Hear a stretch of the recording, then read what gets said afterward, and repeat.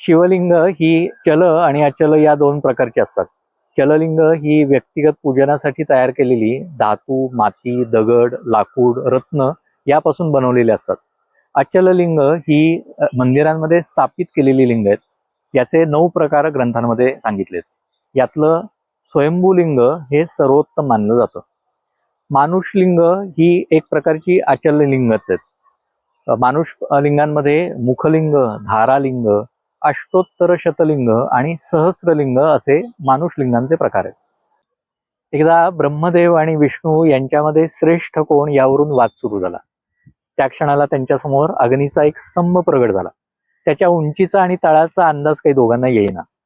मग ब्रह्मदेवानं हंसाचं रूप घेतलं, तर विष्णूनं वराचं रूप घेतलं, पण तरीही त्यांना त्या स्तंभाचा आदी आणि अंत काही सापडला नाही.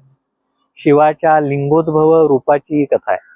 शिवाचं लिंगोद्भव ही मूर्ती जशी वेरूळला पाहायला मिळते, तशीच ती पुण्यातल्या एका मंदिरामध्ये पण आहे. ते मंदिर कोणतं आणि शिवलिंगाचं नेमकं स्वरूप काय याविषयीची अधिक माहिती तुम्हाला माझ्या यूट्यूबवरच्या व्हिडिओमध्ये पाहायला मिळेल.